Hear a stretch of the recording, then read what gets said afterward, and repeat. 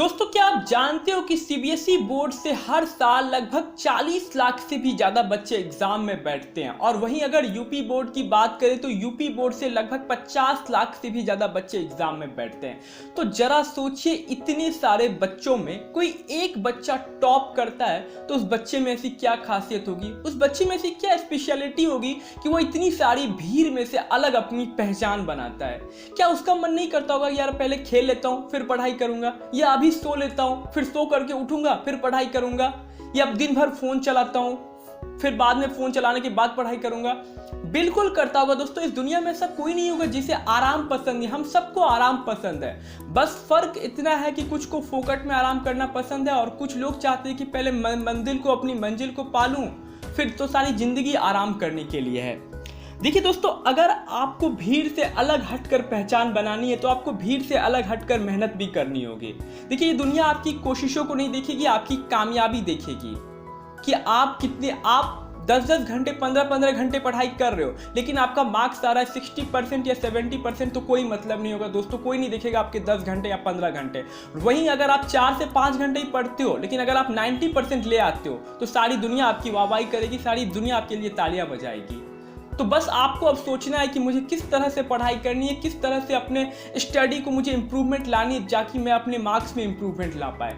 देखिए दोस्तों, एक बात आप ध्यान में रखिएगा कि अब तक जो करते आए हो अगर वही करते रहोगे तो वही मिलेगा जो अब तक मिलता आया है। जब तक कुछ अलग हटकर नहीं करोगे तब तक कुछ अलग नहीं मिलेगा आपको सबसे अलग हटकर अपना रिजल्ट लाना है तो अब आपको मेहनत भी सबसे अलग हटकर करनी होगी। आपको बाकी दुनिया से अलग हटकर आपको मेहनत करनी होगी। जब तक जो अब तक आप पढ़ते आए हो दोस्तों, उससे आपको कहीं ज़्यादा मेहनत करनी होगी दोस्तों, क्योंकि अब 4 से 5 महीने ही बोर्ड एग्जाम के लिए रह गए। तो अब आपको सीरियस हो जाना है अपनी पढ़ाई करने के लिए दोस्तों। अब आपको अपने मार्क्स को अच्छे से लाना है, अब आपको पढ़ाई सीरियस होकर के करनी है। तो आज के वीडियो में मैं आपको 5 ऐसे सीक्रेट स्टडी टिप्स दूंगा जो आपको दोस्तों 90-95% लाने में आपकी हेल्प करेगी दोस्तों। जो अब तक आपको नहीं पता होगा कि कैसे मुझे इतने कम महीनों में कैसे मुझे 90% या 95% लाया जाता है, तो आज मैं आपको बताऊंगा। ये वीडियो आप अंत तक देखना। ये वीडियो आपको बहुत ज्यादा मोटिवेशन भी देगी और आपको एक रास्ता देगी, आपको एक नजरिया देगी कि कैसे बोर्ड एग्जाम में 90 या 95% लाया जाता है। सबसे पहली चीज है 80-20 रूल। आइए इस बात को समझते हैं कि कैसे ये 80-20 रूल आपकी स्टडी में आपकी हेल्प करता है और आपको अच्छे मार्क्स लाने में भी आपकी हेल्प करता है।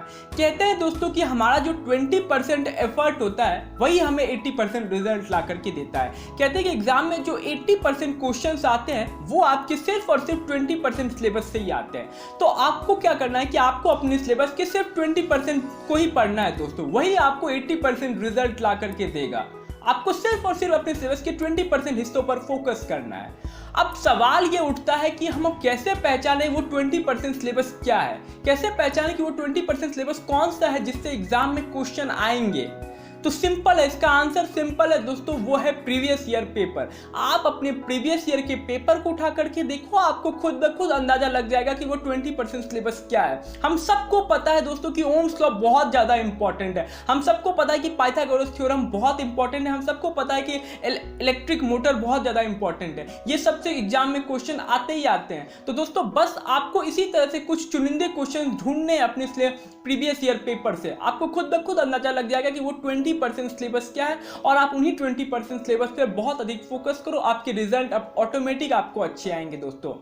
दूसरी चीज है कि जो भी चैप्टर पढ़े उसका बेसिक एकदम क्लियर रखें। देखिए, अगर आपका बेसिक क्लियर होगा तो उस चैप्टर की जो भी क्वेश्चंस होंगे वो आपको बड़ी आसानी से सॉल्व होंगे और बहुत जल्दी अगर याद भी होंगे। अगर कोई थ्योरी सब्जेक्ट है तो आपको बहुत जल्दी याद भी होंगे, और न्यूमेरिकल वाले सब्जेक्ट है तो बहुत बड़ी आसानी से आपको न्यूमेरिकल भी उस चैप्टर के सॉल्व होंगे। इसीलिए जो भी आप चैप्टर पढ़े उसका बेसिक जरूर क्लियर रखें। और बेसिक क्लियर कैसे होगा? जब आप उस चैप्टर्स के थ्योरी पर अधिक फोकस करोगे। बहुत सारे बच्चे थ्योरी पर फोकस नहीं करते, डायरेक्ट न्यूमेरिकल पे आते हैं, या थ्योरी वाले सब्जेक्ट होते हैं तो डायरेक्ट उसके क्वेश्चन आंसर रटने लग जाते हैं। तो आपको ऐसा नहीं करना है दोस्तों, आपको पहले उस बेसिक क्लियर करना है और बेसिक क्लियर करने के लिए आपको बुक की रीडिंग मारनी है। उस बुक में थ्योरी क्या है उस थ्योरी को अच्छे से पढ़ना है, तभी आपका बेसिक क्लियर होगा। और बेसिक क्लियर होगा तो बड़ी आसानी से आप क्वेश्चन आंसर सॉल्व कर पाओगे और एग्जाम तक आपको याद रहेगा। तीसरी चीज है कि कभी भी अपने डाउट्स को अपने मन में ना रखें दोस्तों। बहुत सारे बच्चों में ये गलती क्या होती है कि अगर उनके मन में कोई डाउट्स आता है तो वो अपने डाउट्स को कभी सॉल्व नहीं कर पाते, या तो वो टीचर से पूछने में शर्माते हैं या उन्हें डर लगता है या उन्हें लगता है कि उनकी बेइज्जती हो जाएगी डाउट पूछूंगा। नहीं दोस्तों, डाउट आना मतलब अच्छी बात है दोस्तों। इसका मतलब है आप सच में पढ़ाई कर रहे हो तभी आपके मन में डाउट आ रहा है। तो जो भी आपके मन में डाउट है उसे तुरंत क्लियर करो, चाहे आप खुद से क्लियर करो या टीचर से पूछकर या दोस्त से पूछ करके। कभी भी इसमें शर्माना मत दोस्तों डाउट पूछने में। डाउट पूछना मतलब आप पढ़ाई सीरियस तरीके से करो, आप सही मायनों में आप पढ़ाई करो, तभी आपके मन में डाउट्स आ रहा है। डाउट्स अगर रह गया तो क्या पता उसी डाउट वाले पार्ट से क्वेश्चन आ जाए और आपका 1 2 नंबर 3 नंबर 5 नंबर छूट जाए। तो ये गलती कभी मत करना। डाउट है तो डाउट को तुरंत क्लियर कर लेना। फोर्थ पॉइंट है दोस्तों की रिवीजन। देखिए दोस्तों, मैं आपको ये बार बार कहता आया हूं कि कम पढ़े, बहुत ज्यादा पढ़ने की जरूरत नहीं है, लेकिन जितना भी पढ़े उसको अच्छे से रिवाइज करके जाए, क्योंकि एग्जाम में हम वही लिख पाते हैं जो हम रिवाइज करके जाते हैं। दोस्तों ये बात आप अच्छे से जानते हो कि जिस पार्ट को आप रिवाइज नहीं कर पाते हो उस पार्ट को आप लिख नहीं पाते हो। तो हम कम ही पढ़ेंगे दोस्तों, हम कम ही चीजों पर फोकस करेंगे। नहीं फोकस करना हमें 10 में से 10 चैप्टर में थे, हम 8 ही 9 पे ही फोकस करेंगे, लेकिन जितना भी फोकस करेंगे उससे एकदम अच्छे से पढ़ के जाएंगे, इतना अच्छे से पढ़ के जाएंगे कि उससे कोई भी क्वेश्चन पूछ डाले कहीं से भी,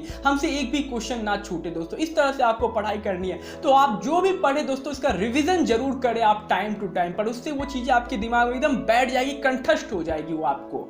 फिफ्थ पॉइंट जो सबसे ज्यादा इंपॉर्टेंट है कि आपको अब प्रोक्रास्टिनेशन नहीं करनी है, कि आपको अब टालना नहीं है अपने समय को, यार कि 1 घंटे 2 घंटे बाद कल से पढ़ाई करूंगा, अगले हफ्ते से पढ़ाई करूंगा। ये चीजें अब आपको बंद करनी होगी।